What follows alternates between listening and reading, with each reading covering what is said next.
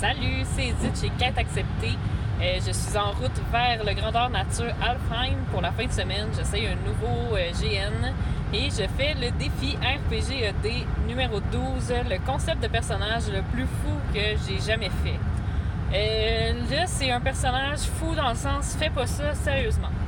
J'ai fait dans le fond, on allait au GN qui s'appelait Royaume Myrcule, où on avait un concept de personnage qui était des sauvages qui habitaient dans le fond du bois, qui parlaient à personne, qui s'intégraient pas, puis qui chassaient les vilains humains de la forêt. Un concept de groupe déjà qui à la base nous permettait pas beaucoup de s'intégrer dans la population et de jouer avec les gens.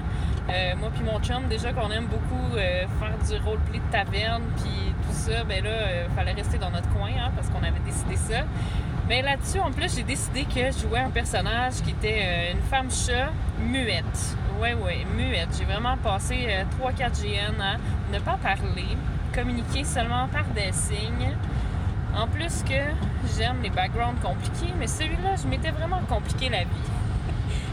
On avait décidé, ma copine et moi, que à la base, dans le fond, j'étais un personnage très important, une prêtresse qui voulait beaucoup travailler pour avoir de l'avancement, puis tout ça. Puis que par un concours de circonstances, elle m'avait comme assommée, puis kidnappée, pas vraiment faisant exprès, c'était comme ça, puis c'était tout. Puis elle m'avait amenée à habiter au fond de la forêt avec elle, parmi les sauvages, ce qui, bien sûr, la journée que je me suis enfin éveillée de cette situation, que j'ai pu retrouver ma voix, mais aussi mes souvenirs, ça a causé tout un focaillage. C'est pas vraiment drôle non plus. Fait que des fois, les concepts de personnages sont vraiment cool sur papier, mais dans la réalité, ne pas pouvoir communiquer, c'est vraiment, vraiment pas cool. Fait que c'est ça, ne faites pas ça à la maison. Si vous voulez suivre mon défi du début, vous pouvez le suivre.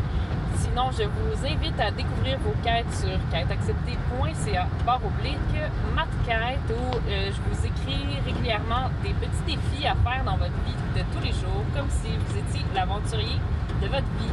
Voilà, on se reparle bientôt. Salut, passez une belle fin de semaine.